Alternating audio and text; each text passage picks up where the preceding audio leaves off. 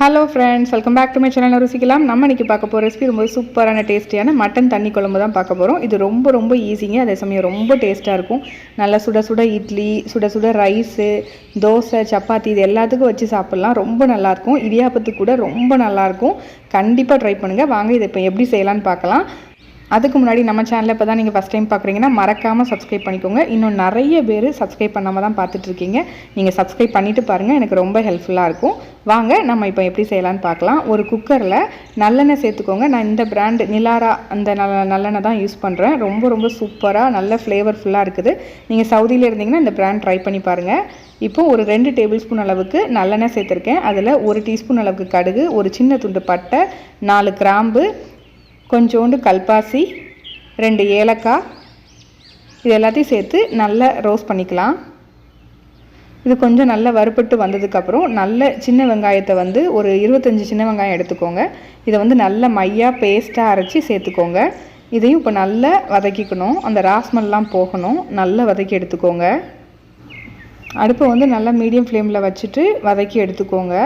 அந்த ராஸ்மெல்லாம் நல்லா கம்ப்ளீட்டாக போகணும். அப்போ தான் உங்களுக்கு ரொம்ப நல்லாயிருக்கும். இப்போ இது கூட ஒரு 2 டேபிள் ஸ்பூன் அளவுக்கு இஞ்சி பூண்டு விழுது சேர்த்துக்கலாம். இப்போ இதையும் நல்லா மிக்ஸ் பண்ணி விட்டுக்கோங்க. நீங்கள் அடுப்பை மீடியம் ஃப்ளேம்லேயே வச்சு பண்ணிங்கன்னா ரொம்ப பர்ஃபெக்டாக வரும். இப்போ கொஞ்சமாக உப்பு சேர்த்துக்கலாம். இப்போ இது கூடவே ஒரு 3 பச்சை மிளகா, நல்ல ஒரு பெரிய தக்காளியை இந்த மாதிரி சாப் பண்ணி சேர்த்துக்கோங்க. ரொம்ப டேஸ்ட்டாக இருக்குங்க. ஆப்பம் இடியாப்பத்துக்கெலாம் கூட ரொம்ப நல்லாயிருக்கும். கண்டிப்பாக ட்ரை பண்ணி பாருங்கள். இப்போ இது எல்லாத்தையும் நம்ம நல்லா வதக்கிக்கலாம். நம்ம சேனலில் நிறைய ரெசிபிஸ் அப்லோட் பண்ணியிருக்கேன். எல்லாமே சூப்பராக ஈஸியாக செய்யக்கூடிய ரெசிபிஸ் தான். ஸோ கண்டிப்பாக ட்ரை பண்ணி பாருங்கள். எல்லாத்தையும் உங்களோட கமெண்ட்ஸை கீழே கமெண்ட் பண்ணுங்கள். இப்போ தக்காளி எல்லாம் வதங்கிருச்சு. இது கூட 1 டேபிள் ஸ்பூன் அளவுக்கு மிளகாத்தூள், 3 டேபிள் ஸ்பூன் மல்லித்தூள், தனி மல்லித்தூள் தான் நான் சேர்த்துருக்கேன். இப்போ இதை நல்லா மிக்ஸ் பண்ணி விட்டுக்கோங்க. இது கூடவே கொஞ்சமாக மஞ்சள் தூளும் சேர்த்துக்கோங்க. இப்போ இதில் கொஞ்சமாக தண்ணி சேர்த்துக்கலாம். ரொம்ப சேர்த்துறாதீங்க, கொஞ்சமாக சேர்த்து இந்த மசாலா நல்லா வதங்கட்டும்.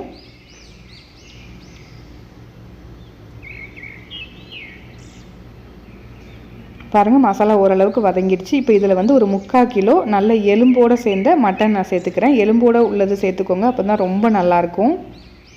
அந்த எசன்ஸ்லாம் இறங்கி சாப்பிட்றதுக்கு ரொம்ப நல்லாயிருக்கும், ஃப்ளேவராக இருக்கும். இப்போ இதை நல்லா மிக்ஸ் பண்ணி விட்டுக்கலாம். நல்லா மீடியம் ஃப்ளேமில் வச்சு ஒரு 5 நிமிஷம் போல் நல்லா மட்டனை அதில் வதக்கிக்கோங்க. அந்த மசாலா எல்லாம் அதோடு சேர்ந்துடும். இப்போ இதில் நல்ல ஒரு பெரிய கிளாஸ் அளவுக்கு தண்ணி 2 கிளாஸ் சேர்த்துக்கோங்க. இப்போ இதை நல்லா மிக்ஸ் பண்ணி விட்டுக்கலாம். ஃபஸ்ட்டே வெங்காயம் வதக்கும் போது கொஞ்சம் உப்பு சேர்த்துருக்கோம். ஸோ பார்த்து டேஸ்ட் பண்ணி சேர்த்துக்கோங்க. இப்போ இது நல்லா கொதி வரட்டும். கொஞ்சம் நேரம் மூடி வச்சுக்கலாம். நல்லா ஹை ஃப்ளேம்லேயே வச்சுக்கோங்க. இந்த ஸ்டேஜில் பாருங்கள், இப்போ நல்லா கொதிக்க ஆரம்பிச்சிட்டு இப்போ இந்த ஸ்டேஜில் லைட்டாக ஒரு தடவை மிக்ஸ் பண்ணி விட்டுக்கோங்க. மிக்ஸ் பண்ணி விட்டுட்டு இப்போ இதில் நம்ம கரம் மசாலா தூள் சேர்த்துக்கலாம். நான் இந்த மெக்ரன் பிராண்டு கரம் மசாலா தூள் தான் இப்போ நான் சேர்த்துக்கிறேன். உங்கள்கிட்ட நீங்களே அரைச்ச மசாலா தூள் இருந்தாலும் சேர்த்துக்கோங்க. இது கண்டிப்பாக சேர்த்துக்கோங்க. அப்போ தான் நல்ல ஃப்ளேவராக இருக்கும். நீங்கள் இந்தியாவில் இருந்தீங்க அப்படின்னா சுவாமிஸ் ட்ரை பண்ணி பாருங்கள், ரொம்ப நல்லாயிருக்கும். அப்புறம் கொஞ்சமாக நல்லா பொடியாக நறுக்குன கொத்தமல்லி இலை சேர்த்து நல்லா மிக்ஸ் பண்ணி விட்டுக்கோங்க. இப்போ பார்த்திங்கன்னா நம்ம குக்கரில் நம்ம வச்சோன்னா எல்லாமே பொங்கி வடியும். அப்படி வடியாமல் இருக்கிறதுக்கு உள்ளே நல்லா அந்த ஓட்டை இருக்குல்ல, அது பக்கத்தில் நல்லா ஆயில் அப்ளை பண்ணி விட்டுக்கோங்க.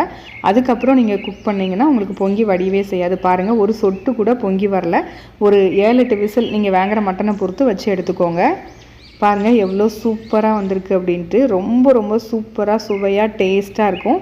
உங்கள்கிட்ட கருவேப்பிலை இருந்துச்சுன்னா அது கொஞ்சம் சேர்த்துக்கோங்க. ஃப்ரெஷ்ஷான கருவேப்பிலை எனக்கு இங்கே கிடைக்கல, அதனால் நான் சேர்த்துக்கோங்க. ரொம்ப நல்லாயிருக்கும். நம்ம தேங்காவே சேர்க்காமல் இந்த ரெசிபி செஞ்சுருக்கோம். ரொம்ப நல்லாயிருக்கும். கண்டிப்பாக ட்ரை பண்ணுங்கள். இந்த சூப்பரான ஈஸியான ரெசிபி உங்களுக்கு பிடிச்சிருந்துச்சுன்னா லைக் பண்ணி, ஷேர் பண்ணி, கமெண்ட் பண்ணிக்கோங்க. இதே மாதிரி ஒரு இன்ட்ரெஸ்டிங்கான ரெசிபியோட உங்களை மீட் பண்ணுறேன். அதுக்கு மறக்காமல் நம்ம சேனலை சப்ஸ்கிரைப் பண்ணி அதில் ஆளுங்கிற பட்டனையும் கிளிக் பண்ணிக்கோங்க. அப்போ தான் அடுத்த ரெசிபி உங்களை தேடி வரும்.